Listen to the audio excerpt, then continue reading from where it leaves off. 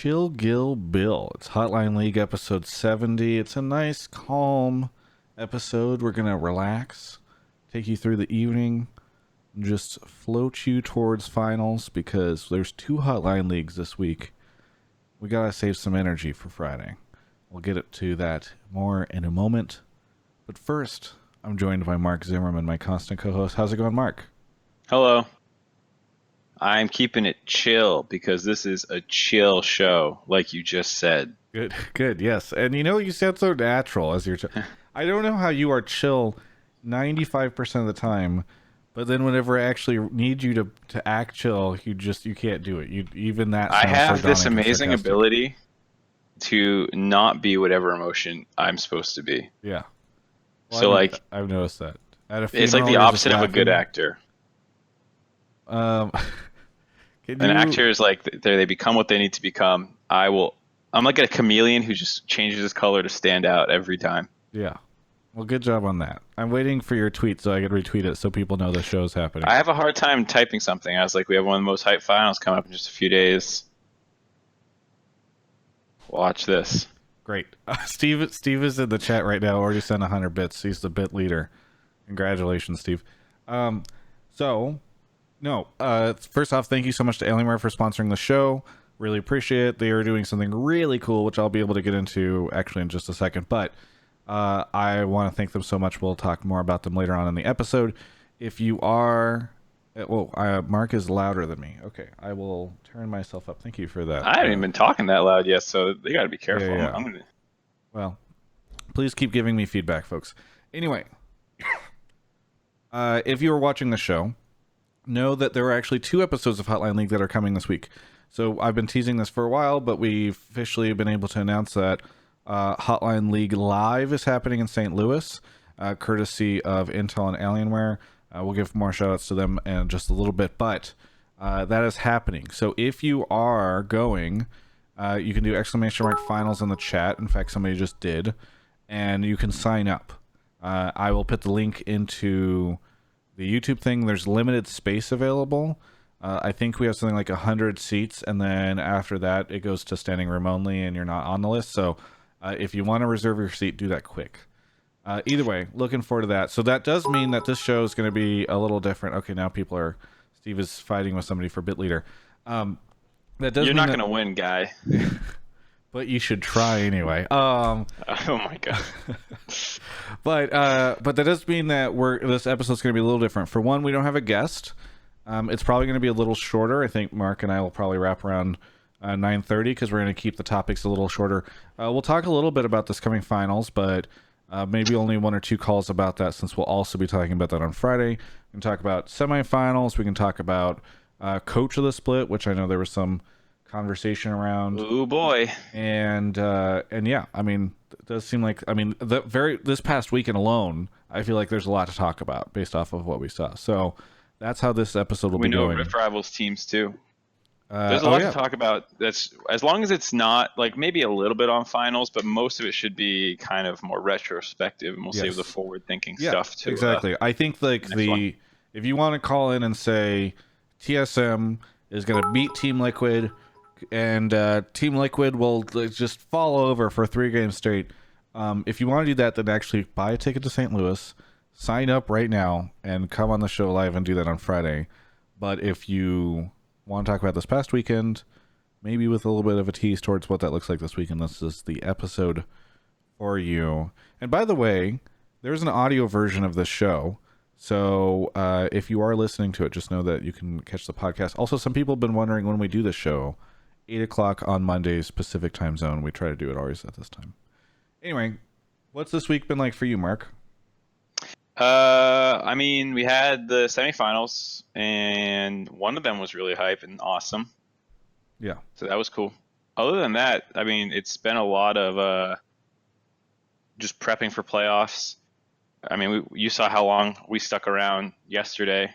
Yeah, after the games. The games ended really quickly yesterday, and then it took forever for the broadcast team to be done. So we were shooting stuff. Well, either way, I know that you guys are putting a lot of work into stuff.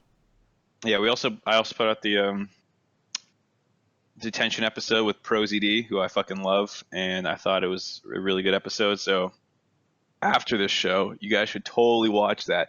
You know what? It's better than this show. Just go watch it during. On the Offline TV YouTube channel. Yeah, on Offline TV.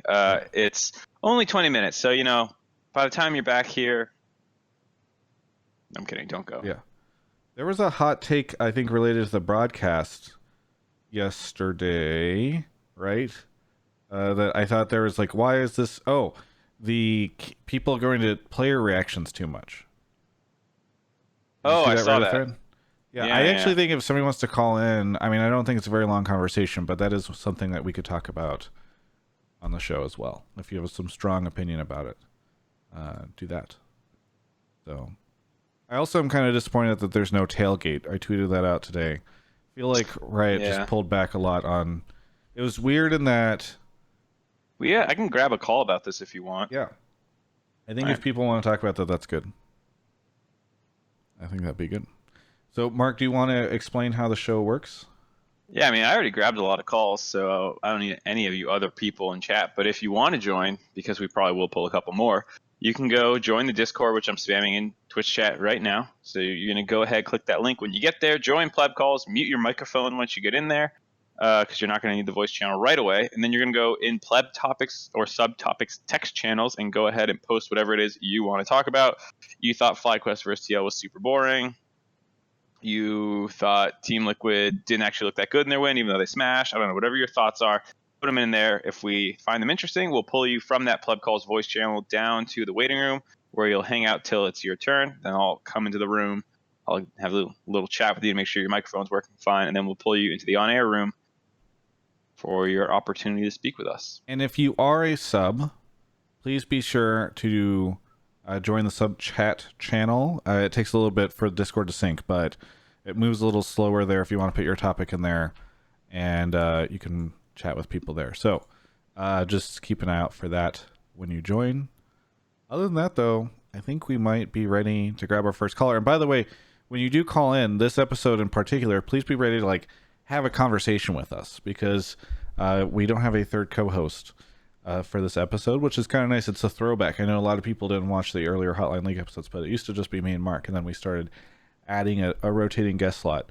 So I think this will be quite nice. Just a cool little throwback. While we wait for somebody to join, I want to give a couple shout outs to some subs. Speaking of subs, Sable Flag for 15 months, Snarf051, Steve, who sent a ton of bits. Thank you, Steve. Nuko 111. And we're back. Aether is here. Aether, where are you calling from? Hey, I'm actually calling from Cologne, Germany. Cologne, Germany. What time is it there? It's 5:20 right now. 5:20. Well, thank you for staying up so late. Why are you up so late? I kind of always am up this late. Okay. Are you whispering because there are people sleeping near you? Exactly. Okay. Well, I'm going to turn you up as much as I can, which means Mark will be very loud. I apologize for the audio balance right now. I hope it's okay. I can whisper too. What if we did a whisper call? Okay, let's all whisper together. ASMR call. Aether. No, don't whisper more than you were whispering, Aether. No, need you to be as loud as you can without waking people up. What do you want to talk about on the show tonight? So my topic was about the... You got even quieter. Oh, sorry. It's okay. About the playoff situation, the third place decider, how it's missing, and a possible elegant solution to it. I actually made a little chart if you want to see it. I don't know, can I link it in the Discord? Yeah, you can link it in the Discord.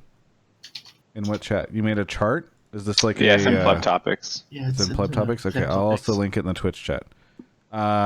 So by the way, folks, I'll repeat what he's saying. So his issue is that he doesn't like the fact that there's no third place situation. Yeah, that's one of the things. Okay. Also, my main issue is, so the current LCS and also LEC playoff format, I think, is really not ideal to determine the strongest team. but I think just copying the Korean format wouldn't be the best solution either. So I thought I would come up with a middle ground thing that took inspiration from the LEC, but also made it a little bit more streamlined, if you want to say. So Travis, are you displaying this on screen? Yeah. So here, I'll put it up on screen. If you want to. Also, chat, are you able to hear him any better now? I've maxed out his volume, so I don't have a great solution beyond that. But go ahead. Yeah, so as you can see, I already filled it out. The red dots are assumed scores because these match didn't actually happen. Yeah. But if you look at the left, it's the end of regular season standings and how the playoff format in this situation would play out. It's a gauntlet, right? Exactly. But as you can see, you also have the juggernaut match with the first and second team and the semi-double elimination thing going on, which I personally, and I think most people actually really like that, I think, from what I have seen. Yeah. So I thought I'd integrate this, and this is basically it. Yeah.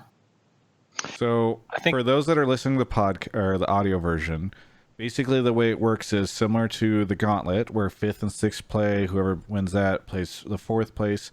Whoever wins that plays 3rd, etc. The difference is that the 1st and 2nd place teams also play what's called a juggernaut match, and whoever loses that goes to the semifinals against whoever's made it up the gauntlet, and then those two teams play in the finals. The only thing that's awkward about this is that the first place team doesn't get a double elimination, right? I mean, that's always the trade-off, yes. Because if it was true double elimination, like in some other esports, then you would have maybe 2 finals. But I think no one really wants that. Yeah. I mean, to defend the point that the finals you can only lose once. You only have to play 2 best of 5s, where everyone else has to play at least 3. Yeah. Exactly. So you do get one less match that you have to play. Oh yeah, sorry. No, that was all I was going to say. You keep going. Also, one thing I think is really suboptimal right now is that basically 3rd to 6th place doesn't matter at all, almost. At least I feel like that. The only thing is you get basically almost a free way into semifinals as a 3rd seed. So with this, as you can see, if we look at FlyQuest and Golden Guardians Echo Fox, they play back-to-back on back-to-back days. And this way FlyQuest would have basically the advantage by getting 4th instead of 5th, because Golden Guardians would have to play again just 1 day later. So the seeding actually matters a lot more, I think, with this. Yeah, I think that would actually be one of my only criticisms with this. So I'll say first, I like it a lot. I think it's pretty interesting. You get a lot of matches in without, getting extra weekends required or anything like that, because it still fits pretty nicely into 3 weekends. I will say I don't like how much it actually favors seeding, because I don't think 5th, 6th is necessarily so different than 4th, that 4th should have that advantage where 5th, 6th winner needs to play 2 best of 5s that weekend, and they have only 1 day to prep for their second opponent. It feels like it's giving a little too much to the 4th place team. Right. It feels like 5th, 6th, to your point about something's not mattering. Now it feels like 5th, 6th, 4th is super good, 3rd is super good, and upwards. But 5th, 6th doesn't matter. Whereas on the flip side, with kind of how it is right now or how it is in Europe, 3rd matters a lot because you get 6th right away. 4th, 5th is true. That one doesn't matter because you're playing each other no matter what, and everyone wants to avoid 6th because then you're playing the 3rd best team. So you've only moved around which one doesn't matter. Here, 5th, 6th doesn't matter, whereas before 4th, 5th mattered.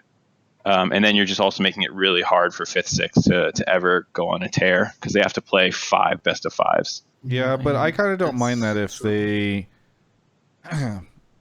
if they got 5th or 6th in the regular season, that means you were in the middle of the pack, like strictly the middle of the pack or the bottom half. So I feel like it's okay to have that much disadvantage. Like, maybe I mean, it's only bringing 5 teams into playoffs, but I think that would be too much of a change. Yeah, I mean, I don't mind having 6 teams, but I think, like I said, seeding should matter. I think it currently does matter. The only one that doesn't matter that much is 4th, 5th. And here you do solve that, but it does it by making 5th, 6th not matter. In the same way 4th, 5th doesn't matter, you get side selection, right? And then I think it puts such a burden on a 5th, 6th place team to make a run through 5 teams that it feels a little lopsided. But but other than that, I think it's really, really cool. But yeah, I would feel bad because you would basically kill upsets from ever feeling like they could achieve something. Like, I can't imagine Clutch from last split, or last spring, getting as far as they did if they had to do it gauntlet style versus like, oh man, they were 1 game away from making finals because in their second best of 5, they almost beat 100 Thieves. They would have to have beaten this team, then beaten this team, then beaten this team, then beaten, and it gets so hard. I mean, the other thing that's nice about this is you should have close matches throughout the entire playoffs. Like this is hard to say because we've had pretty good playoffs matches, I feel like, with the exception of the TL FlyQuest one. But the cool thing is that theoretically you have skilled teams the entire way through. But do you want to watch 2 Golden Guardians best of 5s? I mean, maybe if they eliminate FlyQuest, that's interesting. I mean, the first weekend is usually not that hype in general, I feel like. Yeah, so as it should be. Yeah, I mean, the first weekend's never going to be as hype as the later ones. Here, though, instead of having 4 teams prepping equally for each other, equal information, and seeding mattered because you should have gotten better matchups, but outside of matchups, you have equal opportunity for prep and knowledge of what you're getting into. I feel like this just skews it a little too heavily when some of these things are decided by 1 regular season game or something like that. I guess I'm okay with that because I feel like it makes the regular season matter much more. And I think it's nice if you get the regular season to matter more. Also, one thing I think this does compared to now really is determine the strongest team in that moment. Because that's when we look at, especially, I follow NA and EU closely. If we look at last split, 100 Thieves, I mean, I don't think I need to say anything more, but a lot of people were really not pleased how that went down.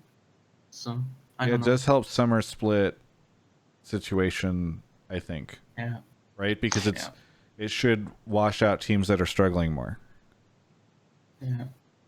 I mean, I think I like this a lot. The only thing is it's super comparable to the European one, and I think I like the European one a little better, where instead of having the first weekend be a gauntlet between 3 teams, I like just having it kind of be like the quarterfinals a little bit, and then it still has that. I still like how it has the brief losers bracket. The bracket situation, yeah. Yeah, because what would happen would be TL would have played C9, whoever would have won, and then they would have played most likely TSM. Yeah. Which I personally like a lot. So I like that juggernaut match. I like that it feeds into semifinals, and then you still have a compelling semifinals and finals.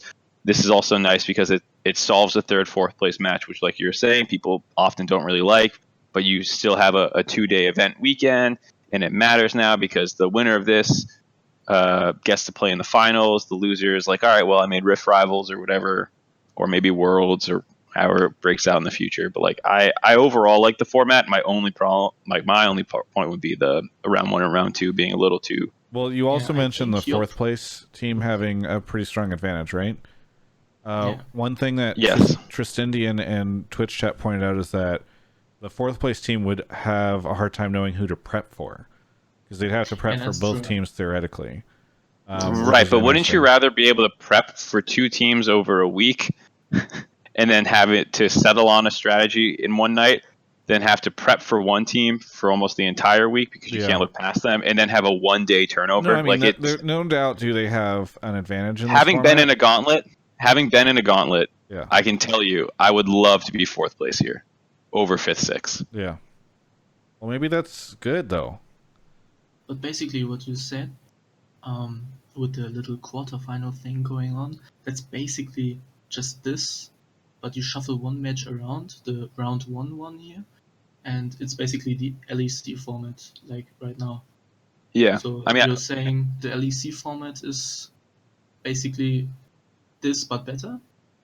I think so. I like the LEC format a lot, but I mean, it's. I think I would be interested to see like data on what people prefer more, because yeah, I would like to see this play out just one time, but it's gonna be hard, I think, to get too many. Yeah, I personally don't like just how much it prefers seeding towards like what could be marginal differences, like FlyQuest versus Golden Guardians playing a best of 5 basically, or like, you know, how they had the game then the tiebreaker game.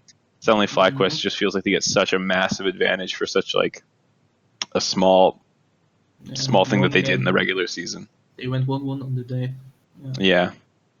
Aether, thank you so much for calling in, because actually I think this is one of the more thoughtful calls we've ever had. And Twitch chat, they usually are a bunch of monkeys just throwing poop, but they actually super got into this. So I know it's a good call whenever that happened. And you're staying up till 5:30 in the morning to talk about this, so that's awesome.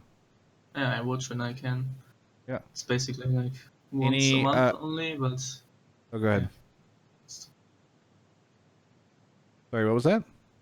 Oh, no, I just said I try to watch as many times as I can, but because I'm in EU, I don't really get the opportunity too often, but it's nice when I can watch. Yeah. Well, thank you. I'm glad you did. Yeah. And anything you want to say on the way out? Oh, no, I'm just gonna watch. Hope you have a good show and have fun, I guess, at the Hotline League live event later this week. Yeah, thank you. Thank you so much. Have a good one. Dude. Bye-bye. That was a great first caller. Kicking things That off. was way more thoughtful than I thought I was going to get. Yeah. Speaking of throwing poop, though, how come we don't have a poop throwing emoji? I don't know. But I mean, I don't like... feces is not like a thematic that I'd like to try to go with, you know? I mean, little poop emojis are all over the place. Those are fine. Yeah, but I don't... That toilet humor is... Can we get the next call? Let's see. We're going to grab... Or a couple of things. Ribbon Shoe, thank you. Subble, that cool, something. Tunguin 397, Smill Sap 917.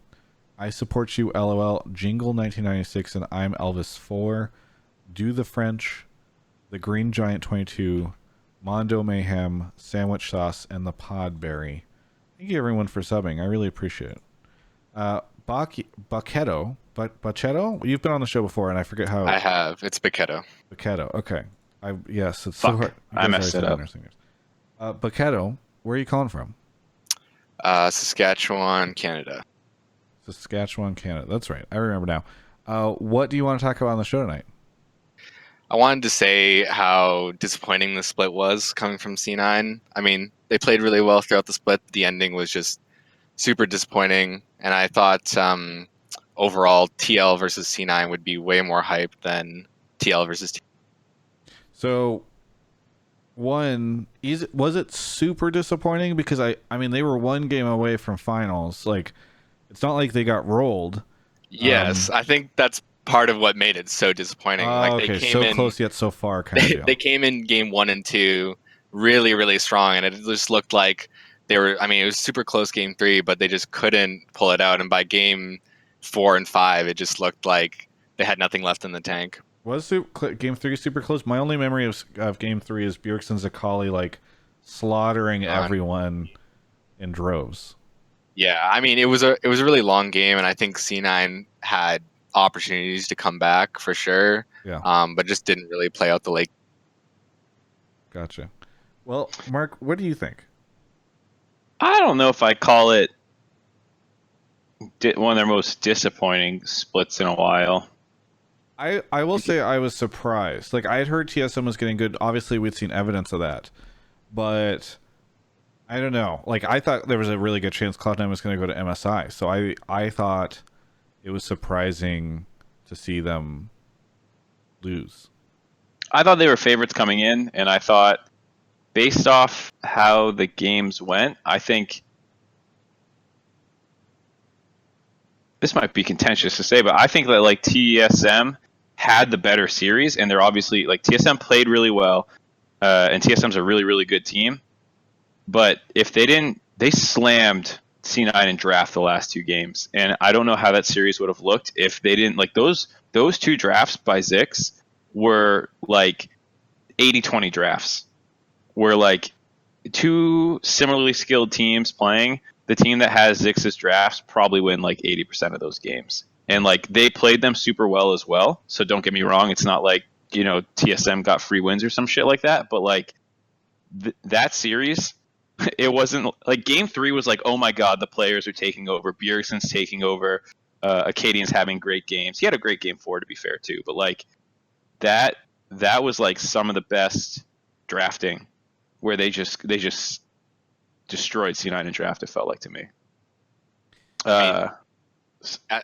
Like as a fan watching, you have this like expectation, especially after game 1 and 2, and then you get a little worried after game 3, and then just game 4 and 5 you're looking at it, and by the time you're at game 5, you feel like there's like from the just once you load into game, you feel like there's not really a chance you're gonna win this, and that you were like so close to winning. I think for C9 fans out there, it's just like you were on the edge of greatness. You were finally gonna, get to finals. You're finally gonna, do something, and it's just like you don't even get the chance to prove yourself. Well, especially given that they were like the most disappointing, I think, for C9 and C9 fans is they were first and second all split long, right? Weren't they? They were tied for first up until they played TL, right?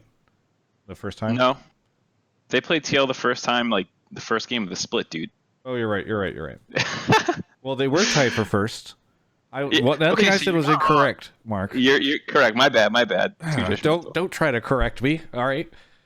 I did my research. You're right. They played first in the game and split. But I was thinking about it in terms of for a while they had only lost a game to TL, I think. But regardless, they were solid second place, all split long, and then just to go out in quarters is pretty disappointing. It was semis, and it was an epic best of 5. Semis. It wasn't like they looked bad. It wasn't like spring last year, Yeah. Where like, oh my god, they're so outclassed, they have no hope kind of thing. Like they're falling apart as they go on this loss streak to end the split. Like I understand that this one leaves a really bad taste in your mouth because you felt like you could have won it, and like I felt like C9 could have won that series but didn't. I understand that like kind of tough pill to swallow, but like I think C9 fans would, when the bad taste leaves your mouth, you would prefer a split like this 10 times out of 10 over last spring or something. Yeah, I can see that for sure. Maybe it's also like probably a lot of recency bias too. Yeah, like you're coming off the loss, It's 2 days later, and you're like, fuck. I mean, I'm sure the players feel a lot more disappointed over something like this than getting smashed, right? Where you could have won, and you just you were missing that 5%. Yeah. I want to hop back to the draft discussion for a second, just because Twitch chat was saying a couple things. One, players absolutely deserve a lot of credit in good drafts. The same way I don't think coaches deserve all the praise when a draft goes or all the blame when a draft goes poorly. I think players deserve a lot of praise. So like people talk about like, oh, it's also about punishing mistakes the same way playing the game is about punishing mistakes. Like, yes, for every great play, the other person probably messed up a little bit. So like I think Reaper taking Zed blind was a call out on him thinking that Broken Blade only plays carries because they would need to lock in another carry top, and suddenly they don't have as good of a front line and not as much CC. And I would love to know if Broken Blade actually practiced Cho this week, or if that was him saying like, this is absolutely the best pick for this situation. Zikz, I can play Cho, or maybe Zikz asking him if he can play Cho. But either way, there's like an agreement that this is the right thing to do. And then suddenly you have a decent matchup in the top lane. You have extra front line. You have tons of extra CC for this like shitty Zed pick that like was just supposed to try and smash mid, and then Acadian camps mid and like gets these counter ganks off and fucks the Zed, and suddenly like you had a good draft. The players had the champs that they needed to be able to play, and then they go in and they execute on it. But it was still like a great draft. So like that was one. Same, the next time around in Game 5, like having all these things that destroyed the hard engage, like the Kindred, the Zillion, the Braum, all this stuff. So, like obviously it's a lot of things working together, but like both the coaches and the players put together such good drafts in Game 4 and 5. And I heard something about how like Tony didn't even watch Game 3. He just like was prepping for Game 4 or some shit like that. Like someone mentioned something like that to me. It was insane. That'd be what I crazy. heard.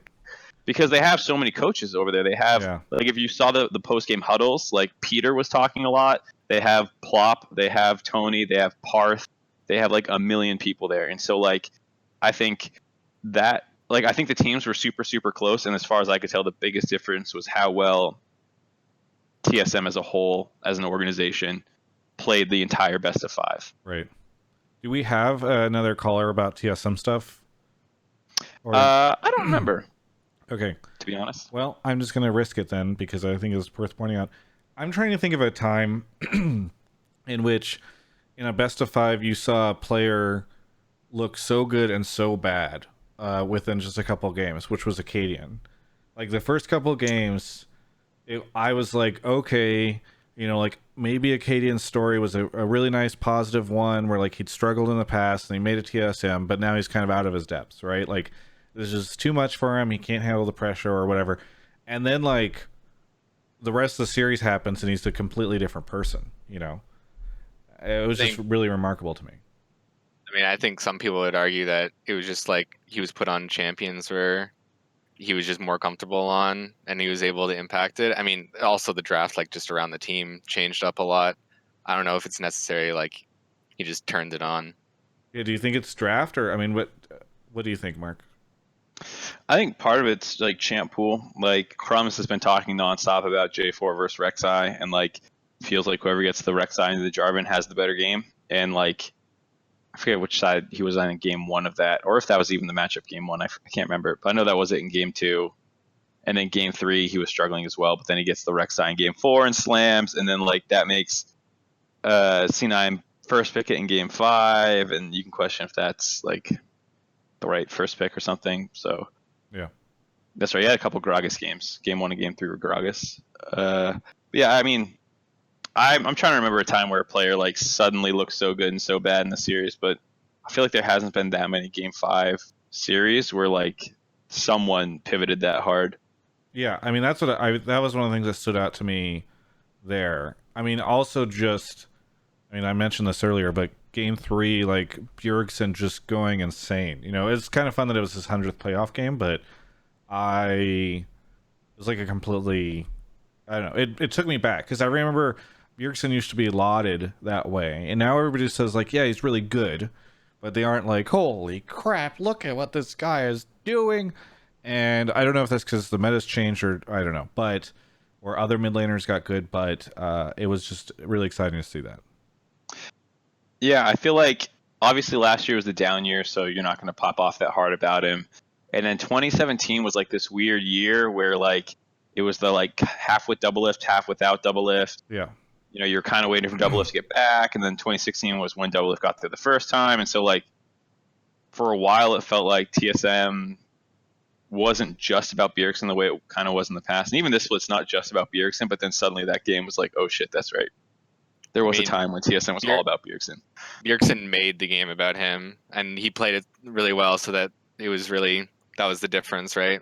He made it about himself and got off 1 billion flank TPs and just over and over again, just executed fight after fight.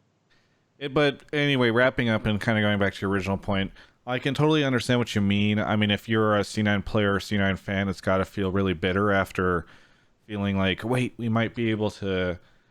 we're certainly going to make finals this year and in spring, and who knows what will happen against TL. They're looking weaker and all this stuff, and then just TSM rolls through, and you lose in the game 5. I get that. Anything else you want to say, Buketo? Just super quick. I just wanted to say, I think the storyline for TL versus C9 would have been much, much stronger with the Jensen versus C9 and, C9 versus Jensen over what we have as the TL TSM matchup.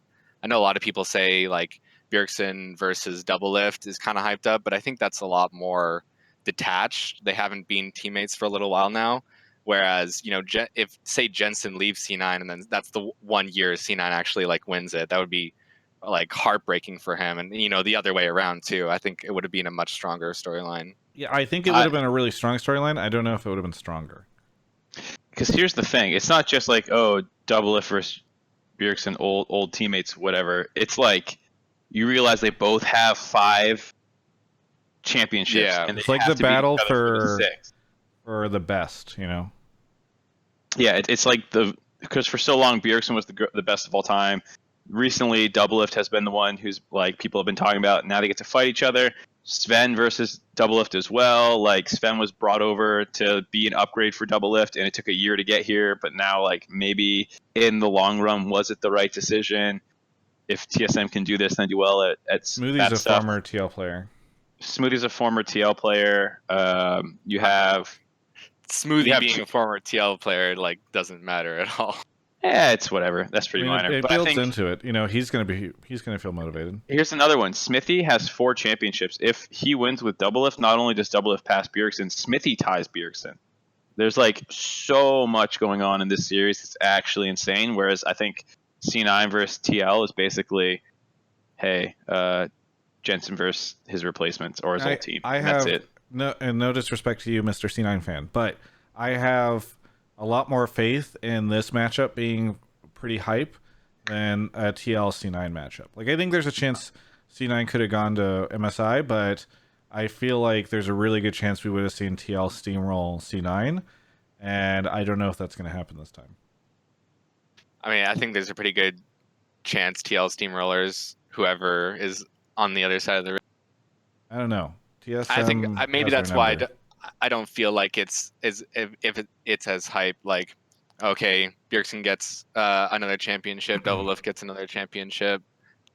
I don't know. That's just me though. I'm sure like TSM it's fans. Whoever's the best. It's not like, oh, they got another championship. It's like, well, like when you have that many, does the difference between 6 and 5 really matter that much? When the other guy has 5, fuck yeah. Yeah, I mean, especially the narrative will play into. Everybody's going to be building it up. Riot's going to be building it up. We're building it up right now. Like, it's both guys are going to feel like their reputation's It's like you're watching Magic versus Bird in the prime of their careers. We're going to make all these analogies when it's time to, a week from now as well. But like, you're watching the best of all time in North America actively in their primes, like playing against each other. And you don't know how many more of these you're going to get. Like, fuck yeah, I want to watch this again. Yeah. Even if it is 5th and they're 5th. Yeah, for sure. I do think that, if TL wins that, I'm going to feel like I'm not going to feel like, oh yeah, Double Lift, fucking smashed TSM. He did it like one-handedly. I think it's a lot going to be like, yeah, he had the better team around him though. So kind of like that individual, who's the best player doesn't feel as, important in that match. Yeah. But, that's just me. Hey, Baketo, thanks so much for calling in. Again, appreciate it. And I think another really good conversation. Yeah, thanks. Have a good one. All right. We're going to take a quick break to talk about Alienware. Wait, I need to have their thing ready. And Alienware. There's the logo. Basically, here's the deal. They've done a bunch of cool stuff with us. You guys already know that, but I think in particular this week, I really want to highlight the fact that, I was really disappointed that FanFest got canceled, and especially given that there's no 3rd and 4th place match this weekend, and I really, really wanted to make a live Hotline League episode happen. And so I went to them. We did not have this build out already in the deal between me and them. It was not something that we had planned for, and they are helping so much. It's not just a factor of getting me cash so that I can make this happen, though obviously they're helping fund the production, along with Intel, by the way, who is also helping. They reached out over to Intel and got them to help out. They're also doing things like sending my live producer an Area 51M. You guys might have seen ads for that on the LCS broadcast, so he's going to be able to produce the whole thing off of that, which basically it's like a desktop turned into a laptop. But they are also doing things like they have a relationship with an event management company that's helped us secure a really cool venue that is handling all sorts of different stuff for us.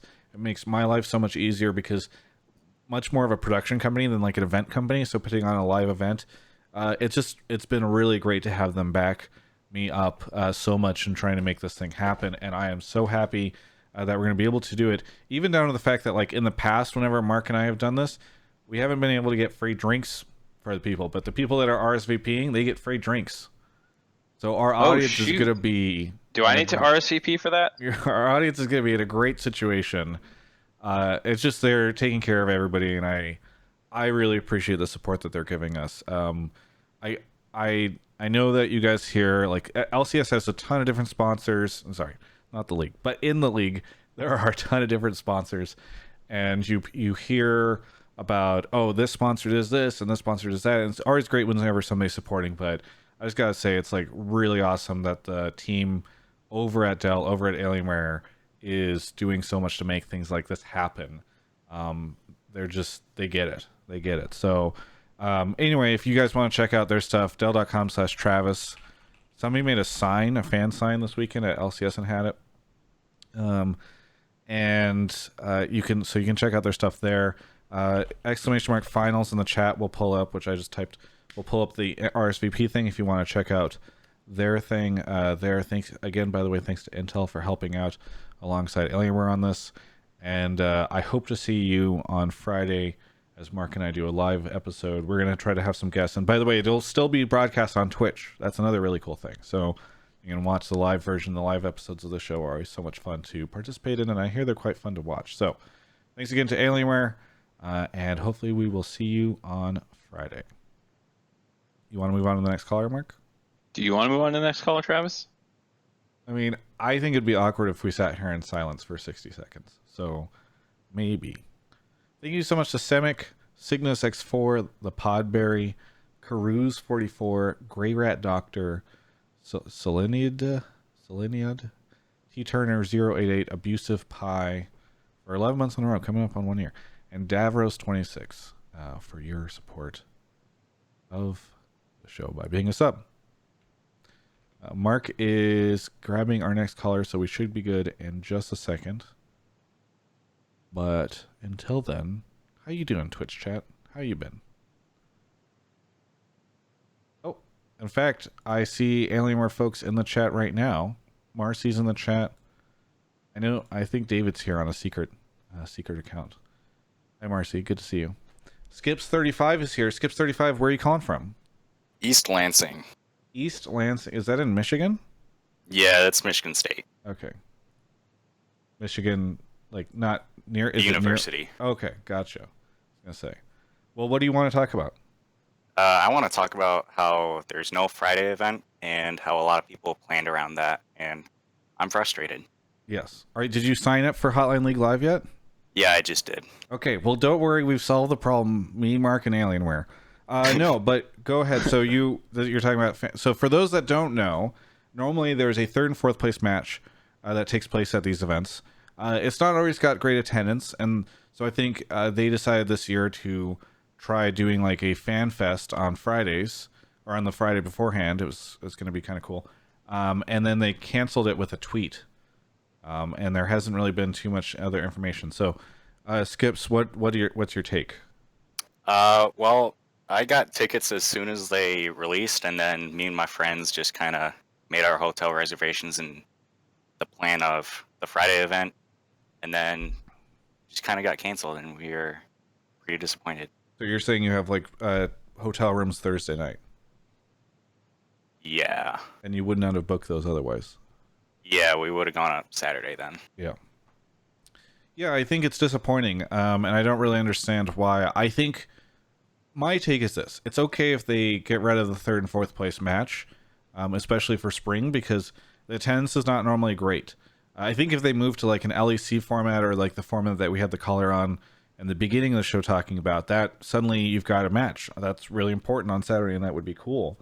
I think it's okay. I just want them to have something where if you can't make it on Saturday, or you can't get a ticket, or you just would like to do something other than sit in the seat and watch the games because League is in your town, that would be really nice.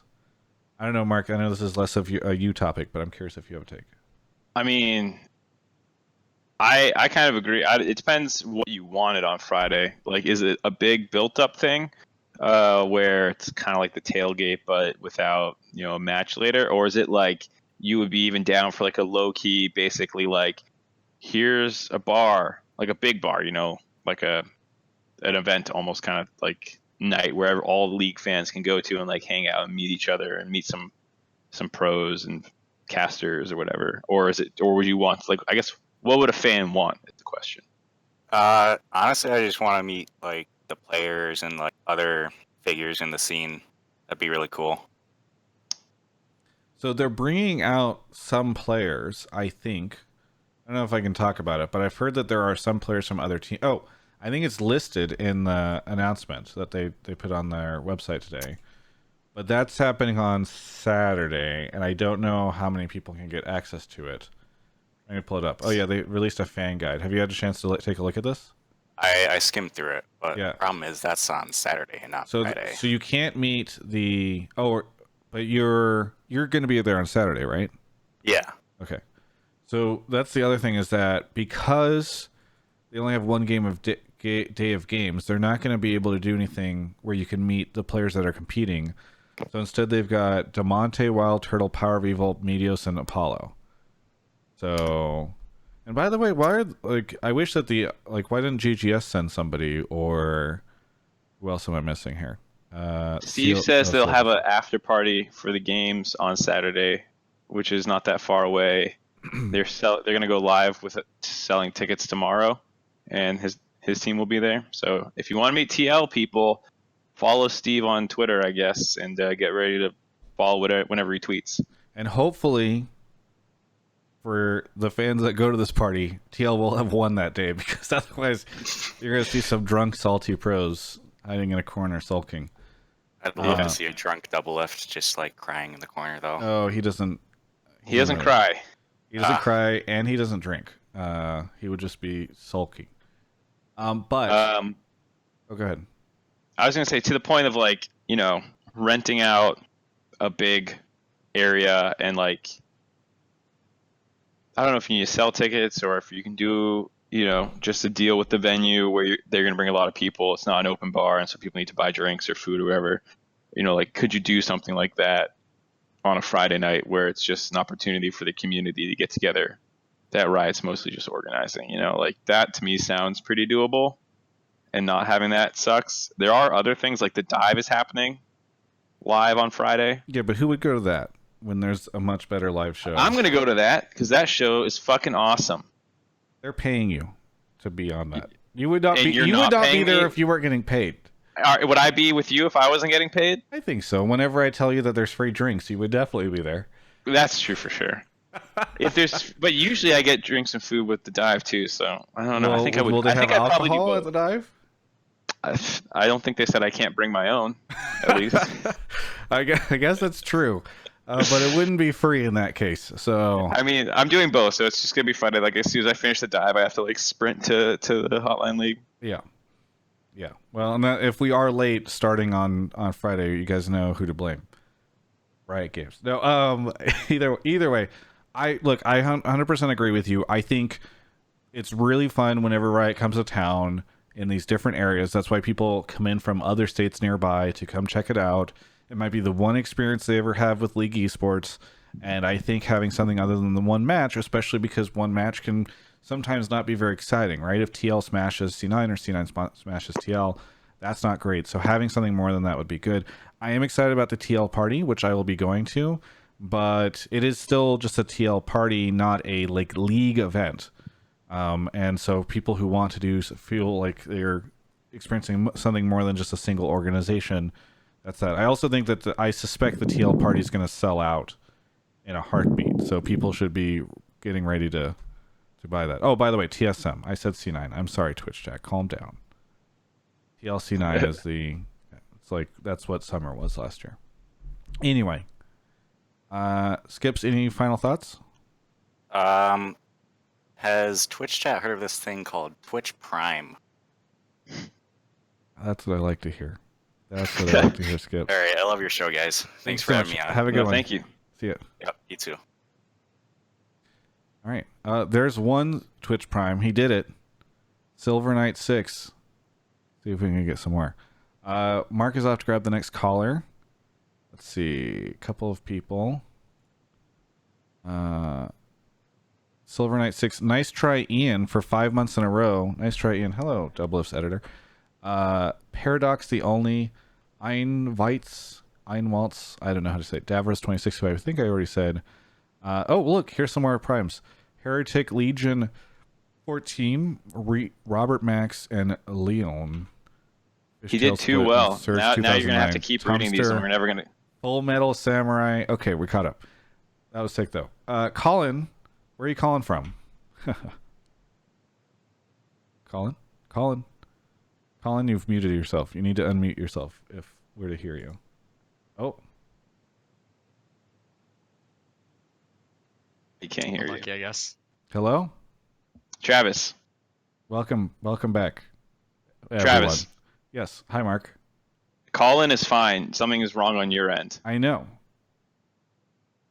It's not wrong anymore. Colin, welcome to the show. Where are you calling from? Salt Lake City, Utah. Salt Lake City, Utah. Have you called in before? Yes, I called in when Medios was on the show. Gotcha. Well, welcome back. What do you want to talk about on the show tonight? I wanted to say or talk about how Zikz, Nero, and Invert got robbed of Coach of the Split. Okay. How can all three of them get robbed when you can only have one? You've never hit multiple houses when you're committing crimes, Travis? Come on. I'm just saying, like, at least two of these people would be robbed in any situation. Only one is the rightful owner of the thing being robbed. Okay, I don't. Yeah, I'm just worried about. I went back, and I'm agreeing with you now because you can't.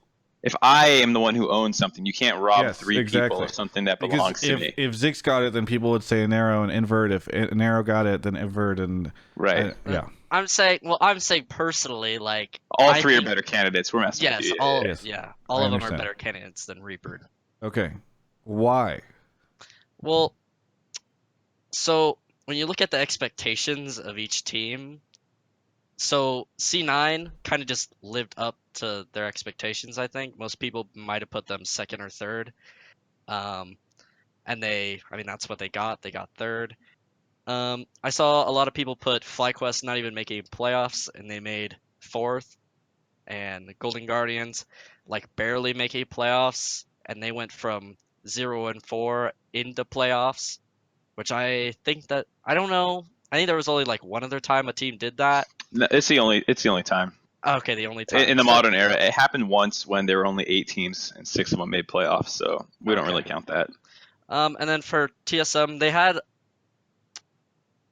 See, this one's more like harder to argue because they kind of did the same thing where they got to their expectations. Most people put them fourth or third, but I guess they could be second or first. But they went from 2-4 to going 11-1 in the second half, and arguably Zikz was having better drafts against the coach of the split in their yeah, match but the problem is the playoffs don't matter. You've already voted by that point. That's why. That's also one of my points, that it should be part of playoffs too, not regular season. I think the only awards that should be regular season are the team. The all team? Yeah, the all teams. Ooh. That was really fun to watch, Mark. I was How'd I do? Whoa, it's happening again. And it looked like my monitor was starting to tip over because I was so used to. Anyway, incredible. Am I good? Yes. You never know what's going to happen here. Yeah. Is the cat doing something? Anyway. I don't know. Good catch. Now I'm angled down. Yeah. Am I in the frame? It's an interesting situation. All right. Whatever. So first off, let's get into it. My concern with saying the expectation, I definitely want to give people points whenever they do stuff that exceeds expectations with their roster. But I worry that implies that a coach can never like win coach the split if they have a good team, because they'll just meet the expectations and that'll be that. I think for me, Reaper, a lot of people forget that like that C9 roster was this weird Frankenstein thing that happened like halfway through last split and managed to do really well and outperformed everyone's expectations at Worlds last year. So I don't think that definitely like immediately puts all these players on like a whole nother level. I still think Reaper did a lot with a low budget team. Like it's not like he's it's the opposite of the Steve world, right? So I think there's that. Secondly, I'm going to throw an arrow out immediately from the list because and a lot of people haven't caught this. But and an arrow, by the way, friend of the show, great sub, love him. He is an assistant coach now. Yes, ever since they went 0-4, they swapped the roles between him and the other coach. And so giving an arrow the coach of the split whenever it turned out that he wasn't actually head coach for the whole split feels really weird to me. Yeah, I think they only announced that on their YouTube recently, and yes, I actually. But it was true for a while. But I think it's always a weird thing too because coach of the split to me is always like. At the end of the day, I'm voting for the org's coaching staff because like Tony is not the only guy. Zikz, you know, like he has Plop Goldman, who's been with him since the CLG days and moved over with him. They, like I said, have Parth, who's been helping out still. They have Peter and stuff. But I do think expectations should matter to counter Travis a little bit because like. I'm not saying they don't matter. Oh, okay. I was just disputing the idea that like. I just worry that I don't want them to matter too much. Because if you say, well, Reaper's disqualified because his team hit their expectations, I'm like, I feel like that's weighing it too much.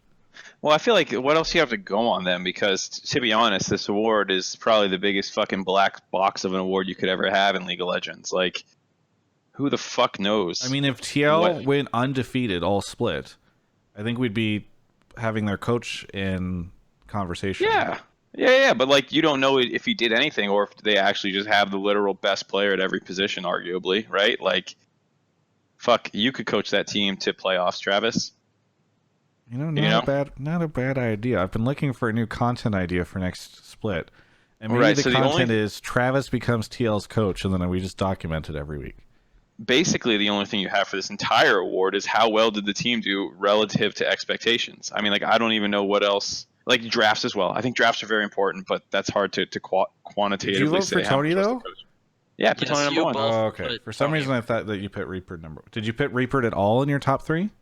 He was my 3rd. And I think he was your 2nd. I can put the list. Invert was my 2nd. If you want to look at all the people's votes, I put in the topics. So like it's. At the end of the day, it's about, like, for me, contextualizing those expectations properly. Like, just because everyone put FlyQuest 7th and then they got 4th and made semis, it doesn't mean that, like, we were right and then Invert took this 7th place team and raised them to 4th. You know, like, much more likely, we all undervalued the fact that they were, like, a 5th, 6th place team last year and made an upgrade in the mid lane, and Viper turned out better than anyone thought. You know, like, our expectations were wrong for this team. I don't think. You know, they definitely overperformed or outperformed even if you were a little optimistic because no one would have put them 4th. But, like, you know, it's not like they were a 7th place team that got dragged up to that. Similarly for TSM, like, yeah, they were bad last year and they made some roster moves. Bad in air quotes. But, like, who knows? Maybe they had a shitty coaching staff last split and Tony helped turn it around. But, like, they underperformed last year, and now it's the proper expectation. How much credit does he get for that? You know, if TL didn't go on that 3-game slump at the end, how much of that is on the coaching staff? For me, I always look for improvement over the course of a split, and to end on a slide is a big problem for a regular season award for me. So, like, you have to weigh all those things, and it's tough because at the end of the day, you're not in any of the rooms to be like, that guy's a great coach. Yeah. And that is why Reaper wins. Well, because he's Reaper? I think he wins because they made semifinals of Worlds last year. And they still got 2nd after losing Jensen. That's why I think he won.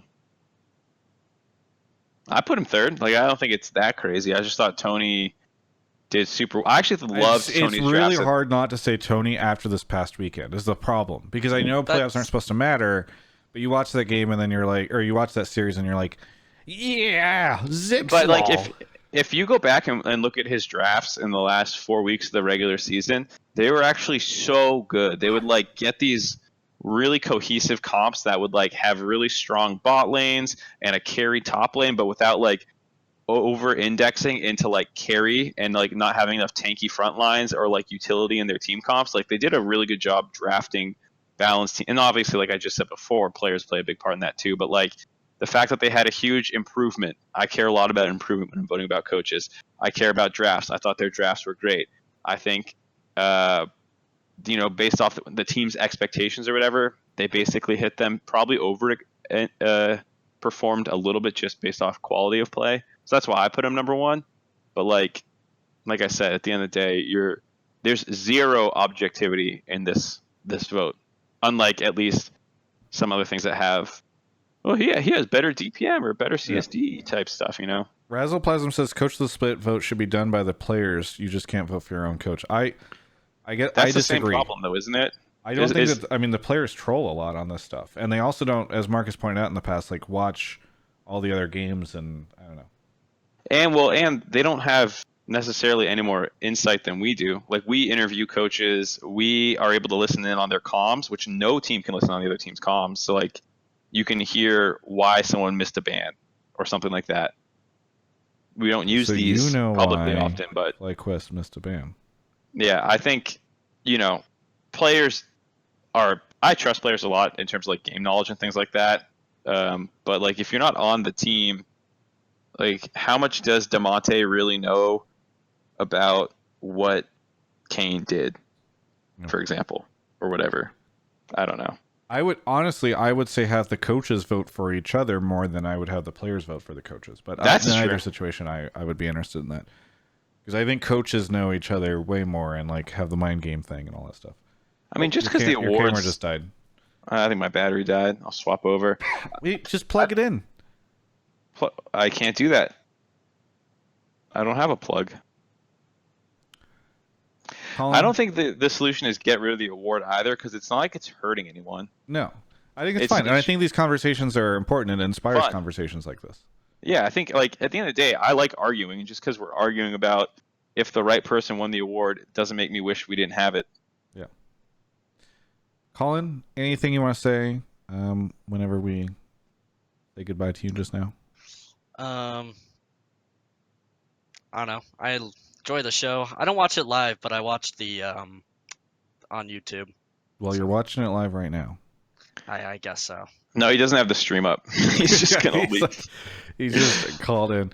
He's like, no, I'm watching this on YouTube later. He's like, I'm fundamentally opposed to Twitch. Colin. Yep. So. Thank you. Well, yep. Thanks for having me. Have a good one. Big agree on most improved player. I love that. And it doesn't even have to be improved. Improved is good too, but like comeback player of the year, I think is really good too. Like, that would have been sick to give to Froggen, who absolutely deserved it, Yeah. I think there's a lot more. Really? You think him over Acadian? Acadian would get most improved. Oh, okay. I'd probably give comeback to Froggen. But I don't know. But I mean, either way, those would be fun conversations to have. Yeah. All right. Got 3 more callers. Let's roll. A couple of shout outs to some people. I saw Marcy from Alienware sub. Thank you, Marcy. M. Pengu had to sub when I hear you're coming to St. Louis. Hashtag thank you, Alienware. Hey, thank you. Arm Roselund sent Prime. Full Metal Samurai for 5 months. Foxy Loxy for 3. Tumster. I think I already said Tumster. Surge 2009. Pretty sure I said that too. Exogen Chan. Project Cream Pie for 13 months in a row. And Steve the Sloth for 2. We've got the biggest cow in chat right now. Hello, biggest cow. You are in the call right now. Did you sub or were you on the show previously? I was on the show last week. That's right. Okay. Where are you calling from? Remind me. New Jersey. New Jersey. That's right. Well, what do you want to talk about this week? I think Broken Blade is insanely underrated, and Mark also said last week if they won through Broken Blade, he would make a video confessing his love to Broken Blade. I don't think they completely won through him, but he was definitely a huge factor of it. Yeah. Oh, Mark, you're muted. Oops. Did you check my Twitter today? I did not. He tweeted I made a video. Yeah. I'll have to check that out. Though it's important to say that he agrees with you that they did not win through top lane. Well, so yeah, I think because that video was pretty troll, I wanted to have a caller at least where I could give like my real thoughts, because that was obviously like not a coherent discussion or anything like that. One, on the topic of Broken Blade being underrated, agree. I've probably underrated him in the course of this split. They lost a lot of 2v2s in the regular season, but they've been killing it for a long time now, so those aren't probably that relevant anymore. Second, I still don't think they really played like they did in the regular season in this series. And there were some comments on the subreddit that spawned like a topic about the video I made about like they still went top, and like winning through topside doesn't mean like, you know, they never go top or they never gank or that he's not playing carries. Like you can not win through top and still be playing carries and still get a gank or two. It's just about like how many resources and how heavily they play around it, and that guy ends up being the reason they won. Like carrying through top would be like his Jax game against Team Liquid in the regular season, where like that guy's the reason they won, right? And I went back and I looked at all the games to make sure like I still kind of feel that way, and it wasn't just a meme video I made. But like game 1, they almost never go top. Game 2, they had Kennen into GP, and in the first like 5 minutes, he went top once or twice to like get vision with his first clear and like put wards behind and like hovered behind him on a pushing wave to protect him to make sure the wave got in the turret. Those weren't really playing through top or carrying through top. Those were also the 2 games they lost. Game 3 they won was the closest, I think, to playing how they played in the regular season, where he's on Jace for his GP. They try and get vision top. They get a 2v2 kill. They drop the Rift Herald. They're invading top lane all the time. And then eventually they stop splitting. He starts grouping mid, and they actually start splitting Bjergsen. And then they were losing that game after C9 got the Baron because they stalled out from their topside lead until Bjerg started taking over, and Smoothie and all them were really good. So like that was probably the closest one. Game 4, they did go and kill Licorice twice, but that was after he camped mid and shut down the Zed, and so he didn't go top at all until they already won mid, which was the important thing to do. So I didn't really consider that carrying through top. That was the Cho'Gath game, and then game 5 he never went top again. So like after that long preamble, what's the point? Broken Blade played super fucking good in the series. It's not like they ignored him. I'm not saying they ignored him. They still went top a couple times, but it wasn't like he's the guy we're going to. He's the one carrying the games. You know, it was a big team effort. A lot of it was draft. Like I said, Bjergsen had a pop-off game. So I don't think they won through Broken Blade by any means, but I also think Broken Blade played super good and deserves a lot of credit for that. And like in no way was he a liability in the series where I thought Licorice would be outperforming in the games, and I don't think Licorice outperformed Broken Blade. So like that's still, I think, good praise for Broken Blade. Hopefully people can appreciate that. I still stand by that. Like they didn't carry through him, but like they don't fucking need to because their team's really good. I feel like he outperformed Licorice, honestly. In game 5, like the fact that Licorice picked Ornn into his Vladimir, I feel like that's pretty disrespectful. Well, he picked Ornn blind, and they picked Vlad into it. They tried to ban out frontline mages because they banned Kennen and stuff, but then they left Vlad up. So I don't know. I thought the draft was really weak from C9 and really great from TSM in the last 2 games. Yeah. So I don't know. I thought Broken Blade played great. I played real good. Not enough, Mark. TSM fans everywhere demand more. You're not getting that apology video. Broken Blade is the best top laner that's ever competed in NALCS. There's some people going the other way, which is like Licorice is overrated. It's like, all right, Broken Blade played better than for him than a series. Like, it doesn't make someone overrated. Great players lose series all the time because they're always in important series. I don't know. That sounds like an overreaction when people start saying Licorice isn't super good anymore. But other than that, you know, I think TSM was the better team on the day, as they say. Biggest cow. Any final thoughts? Subscribe to Travis. He's a great guy. Hey, thank you. Do you think I would have appeased fans of Broken Blade with that? Oh yeah, because I feel like a lot of people honestly just get stuck on Broken Blade's like micro movements sometimes that like just have people scratching their heads. Mm-hmm. But he's been doing that less, and you can just see he's been like steadily improving. Like I feel like he was like Licorice, like how Licorice started out. But like I just see a lot in Broken Blade, and I can see him just being ridiculously good in the future. Steve chimed in chat saying, I think Broken Blade shows a positive team-oriented mentality, and he exudes it naturally, yada, yada, yada, behind-the-scenes team type talk. And that's actually true. He's super funny and super talkative because we get to listen on those comms, like I said. So he's a really uplifting, positive guy. So he's not just not Twitch chat's running with it. I copy-pasted it because when I first read it, I was like, is Steve using a copy pasta in chat? The way it's structured is so...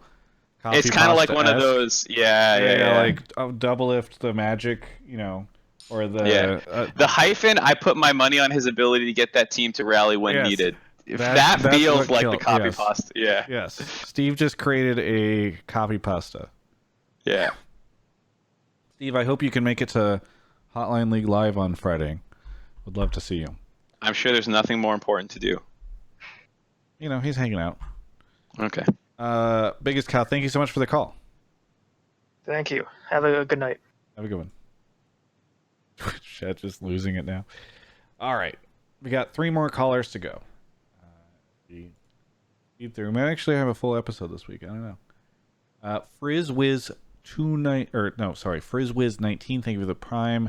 And H2 Ombre, thank you for the 5 months. You guys are helping me rebuild. My highest I've ever had in terms of subs was 1,800. I was below 500 today. It's been tough. Dragon Mancers has joined the show. Dragon Mancers, you've been on before. Yes, I have. Where are you calling from? Dallas. Dallas, that's right. What do you want to talk about on the show tonight? I want to talk about FlyQuest and how they've completely changed their image in the community, and specifically how they're one of the more popular teams in the league now. Are they? Okay. I definitely agree that they've changed their image. I don't think that they are one of the more popular teams. When you say popular, do you mean like there's not many people who don't like them, or like the general like feeling of the team is positive, or you mean like quantity of fans? I think they don't have as many main fans as like the top 3 TSM TLC9 right now, but there's very rarely people that seem to dislike them. Through the Reddit, like in all the pre-match threads and the post-match threads that I've seen about, everyone's like, yeah, I'm rooting for this team, but if FlyQuest beats us, I'm cool with that. They're sweet. Yeah, I think both, we don't have to talk about them too much, but I just bring it up. I think Golden Guardians and FlyQuest both did a really good job of changing the image that people had of them over the course of this split, both in terms of like the content and stuff they were doing, and like general marketing and fan engagement stuff, but also just in terms of people like to see them succeed and like their player base or their players on their team, so it's kind of cool. Yeah, I think they have a bunch of guys as a team that's hard to dislike. They try, I think, more than other teams to have a fan base. I don't think they've been necessarily like super successful, but like they're always out there for tailgating stuff. Yep. When a lot of fans don't try and do that, they're putting out content. Maybe it's not the most best received content, but like they're trying more than a lot of other teams. Like that's one thing I will credit both Golden Guardians and FlyQuest for, is that they both try to do different content this year. They aren't like, hangouts or it's not like the documentary stuff. It's like vlogs, or it's just fun content. Yeah, so I kind of agree with the caller. Maybe not in terms of quantity, but I don't know if there's anyone who dislikes them. Yeah, I think they used to be. We used to make fun of them a ton on this show. It's Team Snickers. Yeah. And we haven't called them teams. Well, we haven't had Kelby on. Kelby's not been around, but they also aren't sponsored by Snickers anymore, so that helped out a ton, I think. Oh. Dropping Team Snickers was the best thing they could have done, because now exactly. Kelby can't call Team Snickers. Yeah. I don't know if they have any sponsors right now, though. So they lost their one sponsor. They must have sponsors. Hold on. I am going to their site. I mean, they don't have it on their banner. I'm going to the FlyQuest. I don't know. I mean, their jerseys don't have anything on them. Their banner is just yellow, or is my internet lagging? No, it's your internet's lagging. There it goes. I don't think they have a sponsor. So they lost their sponsor, but they gained some fans. I mean, there's nothing on their website. Let me watch a pre-roll for one of their YouTube videos. LCS has more sponsors than this team. Is them making fun of us? But that was a meme video. Steve says they have no sponsors. All right. You just said, guys, they have no sponsors. Disappointing. Says, my dog has more sponsors, says Steve. Jehovah? Who sponsors Jehovah? I wouldn't be surprised if Jehovah had like a. I love that idea because does people don't know this, but in the past, TL and Twitch announced a sales partnership where Twitch handles the sales for TL. I wonder if Jehovah is underneath that. Does the Twitch sales team have to go sell Steve's dog to? It's like it's a bundle. If you sponsor TL, you have to sponsor Jehovah. All right. Well, they can do some more work with the other sponsors, but their fans do them better. Yeah. Yeah, it's really great to see that they've turned it around so much. Where like we used to meme them, especially when they got into franchising, where everyone was like, "Oh, they're going to be more fan base now." Right. But now they've actually really turned that around into focusing on their players and making them a lot more accessible through their content, and how that's made everyone accept that team more. Yeah, I know. I agree. I agree. I mean, I think it also helped that they picked up Po Belter. Eugene has a lot of not like hardcore fans, but I think people really like Po Belter, and he's been on a lot of popular teams. So I think that also helped out, like joining up with Wild Turtle. And the Santorin story has been really good as well. So I think FlyQuest. Yeah, honestly, credit where it's due. In the past, we've made fun of FlyQuest a ton, but I think they did really well this year or so far, and I've been happy to see them commit. I no longer would kick them out. The ultimate compliment. Yeah. It's nice to see more options for content for teams, except for like just a documentary series for the team. Yep. Agreed. Although I don't know if you saw Team Liquid's April Fool's video. It made me really. That was pretty great. I was so uncomfortable watching it. I was like, ugh. Why are you uncomfortable? Wait, did I say the wrong thing? It's very. Yeah, I'm sure you saw it. It was like the. It was the Twitter one, right? The hype crazy one. Yeah, why are you uncomfortable watching that? I mean, it's just, the way, I don't know. I'll tell you later. I wasn't saying it's a bad thing. I'm just saying it's intense and overwhelming and like, whoa. I think it's the perfect April Fool's video. All right, well. I am being honest. Steve says, just be honest. I am honest. I liked the video. I just thought it was unnerving. You tell me later. What was, tell me now. Oh, there's one thing I'll tell you lalater, but it's not really related to the video. It was a conversation I had with somebody that the rest of you don't get to find out. Dragon Masters, thank you so much for the call. Anything you want to say? None. That's it. Thanks for having me. Yeah. Have a good one. You too. I think I'm the top comment on that YouTube video, by the way, Mark, and my comment was, "This made me uncomfortable." So I didn't just come up with this. That was my immediate reaction.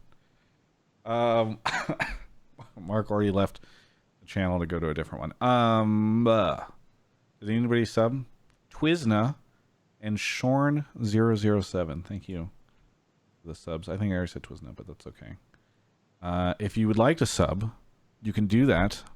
And it's very helpful. Pebbling? You've been on the show before. I always forget how to say this. It's Pebbling. Pebbling, that's right. Pebbling, where are you calling from? I am calling from Cincinnati, Ohio. Okay. Well, are you going to finals? I'm debating it because St. Louis, I think, is like 5 hours from here. Do you have tickets?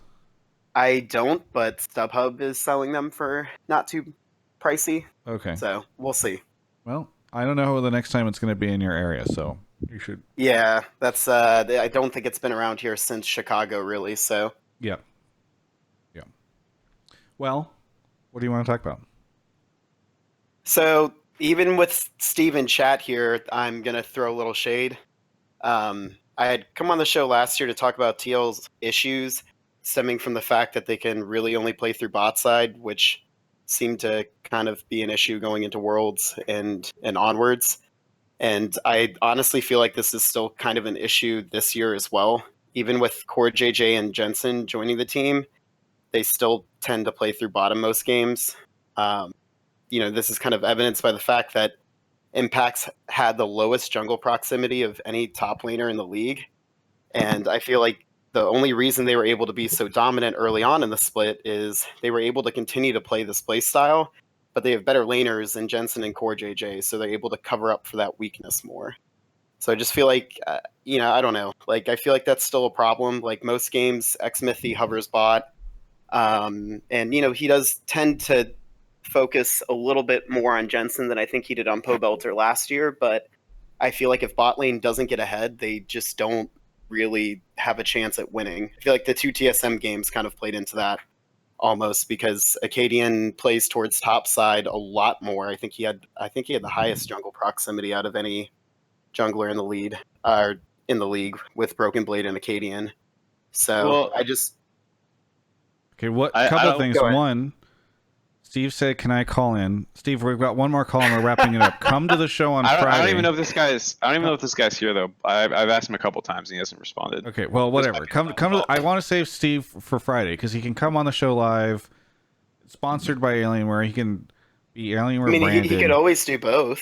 No, don't do that. Whenever any owner or celebrity comes into the Twitch chat and says, "Can I call in?" they lose their shit. The answer is always yes. They get really bitter if I don't let the person on. We're wrapping up the show. We should always let them on. What?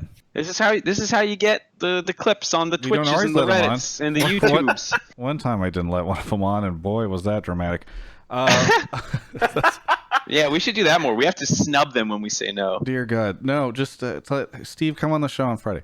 In response to Steve's Twitch chat, I will say this: I do think that they looked a lot better against FlyQuest this last weekend in terms of playing more towards Impact and towards. But the only concern I have about that is I feel like Broken Blade is arguably a little bit better than Viper, at least how he looked against Licorice in the Cloud9 game, and Bjergsen is definitely better than Po Belter. Yeah.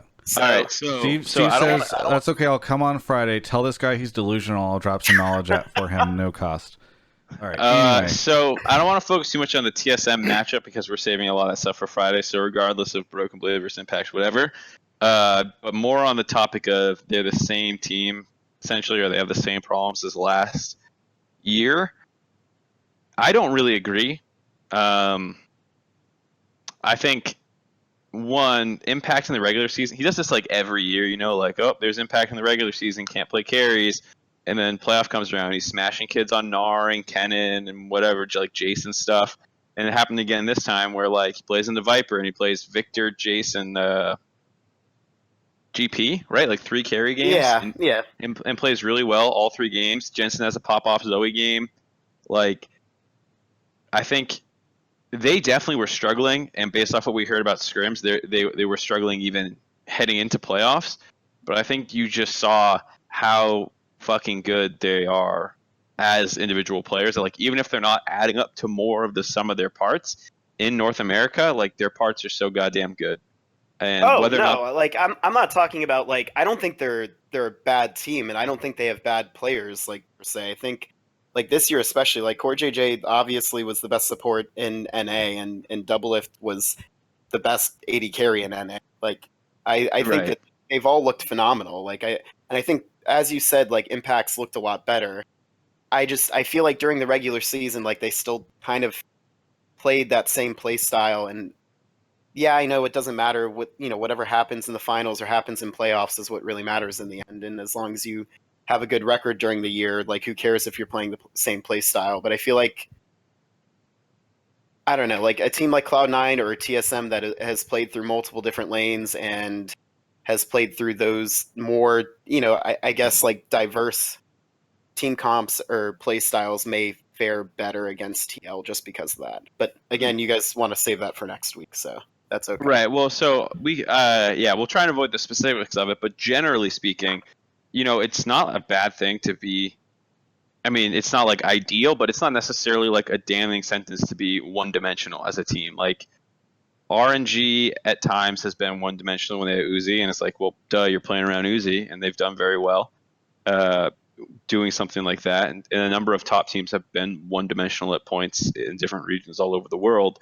And like, what's important is like when you take that one-dimensional team and you put them up against other world-class or super good teams, even in their own region, that like if you are going to play that one play style, the rest of the team doesn't fall apart and the cracks don't start showing up. So like that was the problem, or one of the problems. There were a couple problems at Worlds last year, but like one of the problems was, okay, we're a bot lane focused team, but our mid laner's getting slammed.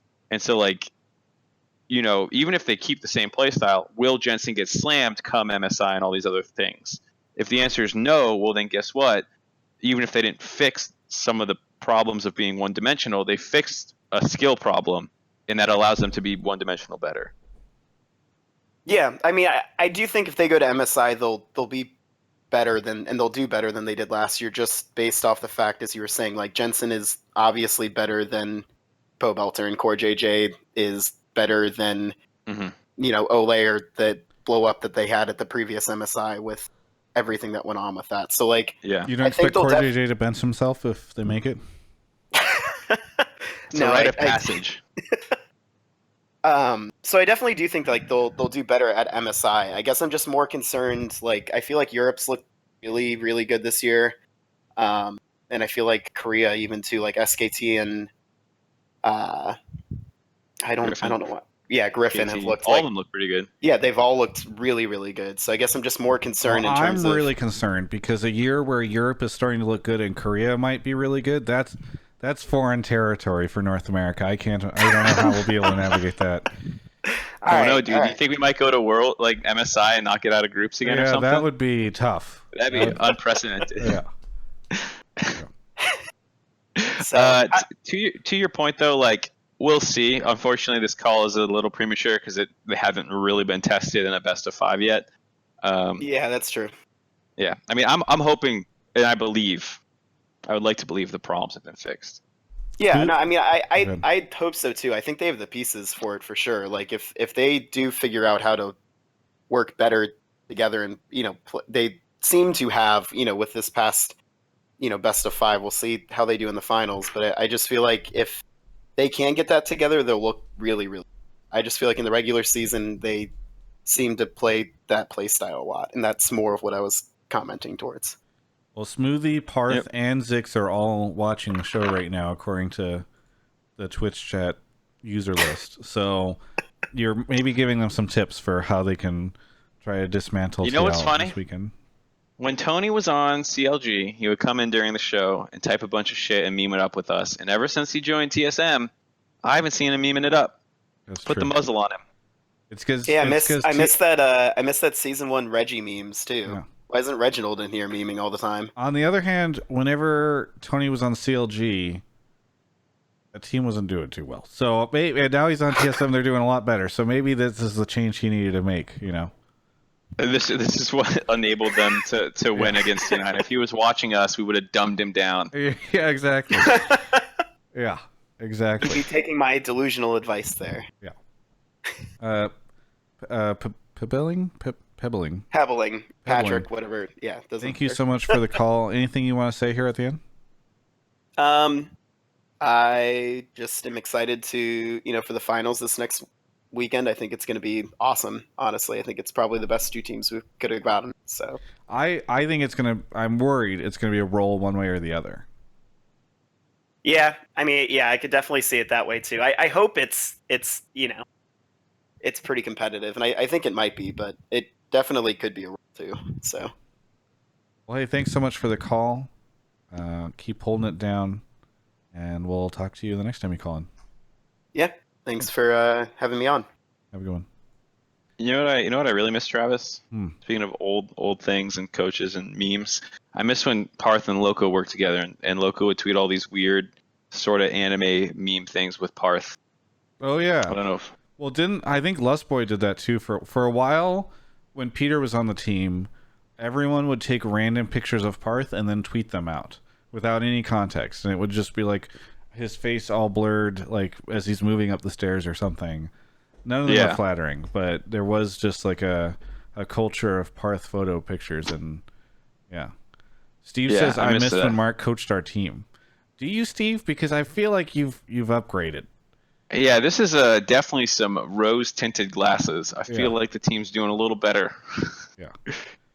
None of them are flattering, Parth. I stand by that. Do you want to go see if our friend in the waiting room is? We'll see if he's alive, but I don't know. We had one more caller, but it might be it. Sang It Up, thank you for the Prime, and Brandon as fuck, I believe is Brandon ASF, has gifted a sub to Smoothie. So congratulations, Smoothie. I see some other celebrities here if anybody wants to gift subs to them. I don't know if Parth is a sub. He might want to be a sub. I think it's a big part of that. Parth is in the chat right now being toxic. Last week, Parth asked for mod. He wanted to be a mod on this channel. I gave him mod, and then he comes back and just uses it against me. It's very rude. Wait, he banned you from your own chat? No. Parth is being toxic after I gave him mod. What did he do that's toxic though? He was making fun of my physical appearance. It's very rude. Were you not doing the same when you said no pictures of him are flattering? No, I would never say that. No, they were. None of the pictures were taken in a flattering way. You could take a picture of the most beautiful person on the planet, and it could be not flattering if you didn't do a very good job. I'm gonna spend this entire call scrolling down through Loco's Twitter pictures till I find there's gonna be a ones. lot of pictures that you.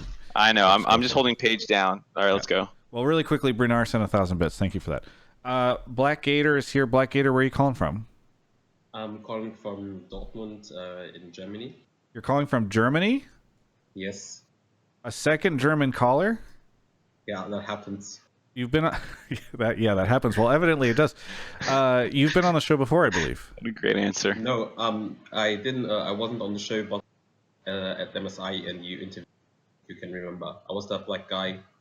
Maybe you remember. Oh yes, you came up to me and you were talking to me at the EU LCS studio. Yeah, that was me. Yes, I remember. Hey, good to chat with you again. What did you want to talk about? I wanted to talk about the TSM development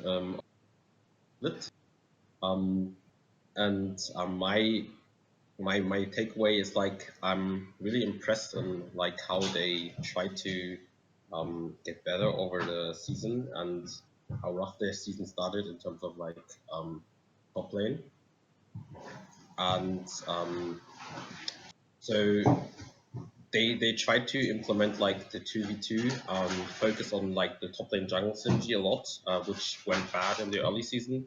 But over the course of the split, you could see that they did improvements, which helped them, I think, in the C9 series, especially in game 3, I believe. And I think we need to really credit them for that, and yeah, hope they do well in the finals. Mark, I had to turn up the volume, so don't yell. Huh? That was what I was hoping to avoid. I don't know. What's your take, Mark? And maybe if you want to reiterate it, I was messing with his volume. I was scrolling down through Loco's timeline. It actually stops at 2017, so I don't know what he did, but he nuked his Twitter or something. Okay. Well, but I think TSM. Wonder if I should leak this screenshot of Tony reaching out to me in the middle of the season, was like, what do you think of our team or something like that? He just was asking for like thoughts. And I said, I think you guys have really talented players, are approaching the game with the right overall mindset. This is the most active TSM has looked in over 2 years. Mid-late looks like a struggle. This was in February, middle of February. I assume that's the 3 new player symptoms and not something worse. I don't know what to think of Broken Blade. He seems good, but very inconsistent. I know Smoothie can sometimes be too vocal. I'm not sure anyone can beat TL in the best of 5 this split, but I can see you guys making finals if everything shakes up. And then at the time, I put them at 4th, 5th behind C9 and FlyQuest because this was like before they went on their Swift Wrath campaign. So I was saying I actually am pretty optimistic in them. And I said the pessimistic answer would be that Broken Blade stays really inconsistent and the mid and late game problems are a deeper rooted problem. And they're always going to be skipping steps in macro.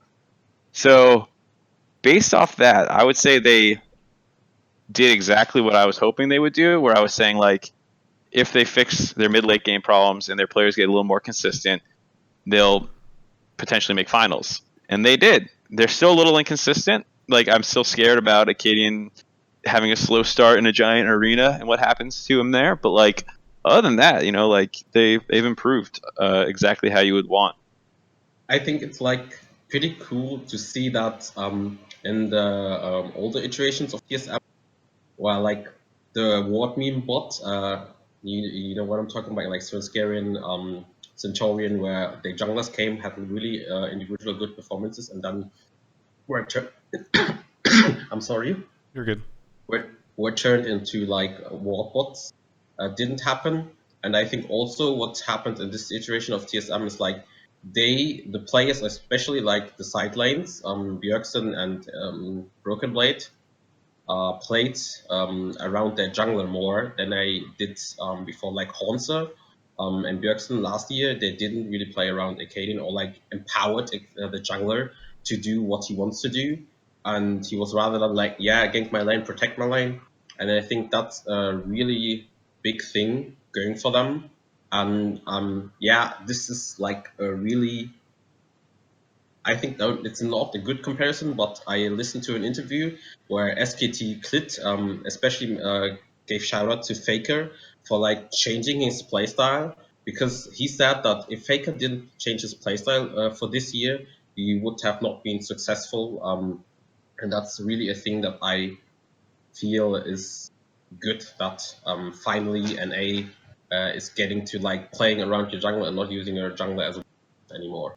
Yeah. I mean, the thing is, TSM didn't always use every jungler as a ward. You need to remember that most of them actually started their first split aggressively. Like, Sven was actually really aggressive initially. Amazing was aggressive initially. Santorin was pretty aggressive initially. And then over time, Bjergsen warped them and changed them to make them ward bots. So give Acadian another split or two. I'm sure it'll happen again. Okay. Like I don't think that. Yeah, I guess time will. But that was like basically what I wanted to talk about, and yeah. No, I appreciate it. I think it's a good topic. Yeah, sorry, I like that we had somebody call in and talk about like the TL stuff, and somebody call in and talk about the TSM stuff, just in terms of their roster and kind of like the meta game of their roster. I think it's a good conversation. Yeah, I think I stand by what I said before. This is the most aggressive TSM has looked in a really long time, since like basically 2016 summer. So yeah, that's a reason to get excited for TSM fans. Yeah, okay. Thanks so much for calling in, Black Gator. Yeah, thank you. Always love to see your content. Hopefully you will be a long time here for us, and hope you have a great day. Yeah, thank you so much. All right, you too. Have a good one. All right. I think that wraps up the show. Thank you to Brunar for 900 bits and Steve for 1100. It looks like they're battling for first place right now, which I appreciate. Damn, Steve's gonna lose in the bit donation war. Is all the money running out? What's going on, Steve? Leave this poor man alone. I'm getting dinner with him tomorrow if he doesn't cancel on me. So I'll just use the money to pay for that. Either way, Mark, you want to say anything here at the end of the show? No. Thanks for watching, everybody. Even though it was only a 2-man show, we don't have any guests planned for this Friday, right? It's not like one of. I'll follow up with you. There should be special guests. Okay. Basically, we've invited like everyone, and I don't expect all of them to show up, but I think a lot of them will, to the extent that I almost worry we will have too many people. Because I think you'll be able to drag some people over from the dive. Hopefully, the owners are in town for a meeting. Some of them said they might show up. I invited some of the players that are coming but not competing. I think we'll have a good lineup of people for the show. Even if it turns into a thing where we can't take quite as many calls and we have like 3 people up there sharing a mic or some shit, like I think that would still be fun. Yeah, I think it'll be fun. I think it'll be good. I'm looking forward to it. So again, if you tune in late, we're doing a live show on Friday from St. Louis. Do !finals in the chat if you want a link to it. And hopefully we get to see a ton of you there. Mark is sinking. Steve and Bruno are still having their bit war. So Steve went over the top and tried to like do the thing where like you overbid. You don't just beat him by a little bit. He overbid by like 1,200 bits, and Bruno answered back with 200 more. So it's going down.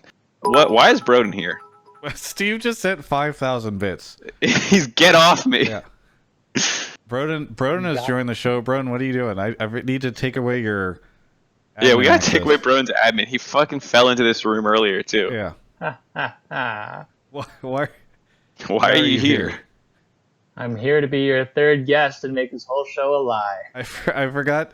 We need to talk because we need to have you film a video about the Area 51M. Player 3 box was supposed to be Brodin this whole time, but he was out being a fucking scumbag and shows up an hour and a half late to the show. Yes, exactly. Bruno, Steve officially won the bidding war. Steve sent 5,000 bits, which thank you so much, Steve. Bruno sent 1,000 and said I can't keep up. So he just. I wonder if this is what off season is like. By the way, for Steve. This is the contract negotiations. Jensen, look here, buddy. Listen, buddy. CLG's like, okay, hey, we got some more money. Steve's like, you got more money than this? Just overpaying by 5,000, 50,000. CLG Twitter, welcome Power of Evil to CLG. What are you doing, Brodin? I've been watching your show. What? You should be working on the Tokyo on my D&D show. That's what you should be working on. Oh God! Now you both have things to tell me to work on. Yeah. Do you find how often is Brodin late to deliver stuff for you? Because I feel like he's been sacrificing my stuff for your show. He's a big fan of giving me my first look at the cut 1 hour before I'm supposed to upload it. Yes, 100%. With no thumbnail or social clip ready to go. Yeah. He never gives me thumbnails. And I'll say, Brodin, I need this. We were supposed to release the video last Wednesday. And I'll say, Brodin, I need this. He's like, yeah, I'm going to get it. It'll be Tuesday. He's like, I'm getting it to you tonight. I'm like, cool. Because like, I don't want this to be a thing where it's like 3 o'clock on a Wednesday and I still don't have it. And we don't, it doesn't go out. So to be fair to Brodin, he usually does. To be clear. He does give me the file in time to upload. It's just very frequently, like I just have to have blind faith that the file he's giving me is good. He usually gives it to me 1 hour late, and then it's too late. That's happened a couple times. Yeah. That's the Brodin? Yeah. It's the Brodin special. But he clearly has a lot of free time on his hands because he controls our show. No, I'm doing my taxes while I was watching your show. You don't need to do taxes. Go make these videos. Exactly. File an extension and get these done. You're not going to be able to pay your taxes next year if you don't do these videos. Think about it that way. I mean, I don't want to get audited, so... All right. I'll make sure I do them right. Whatever. All right, well, Travis, I want to leave. Done. Steve's leaving, so that means I'm leaving because party's over. Money is dried up. Bro, what do you want to plug? What do I want to plug? Yeah. Why is he got a plug? Coming out on Friday, and new Travis show coming out soon. Yeah, great, love it. All right, everyone, this has been Hotline League episode 70. See you in St. Louis.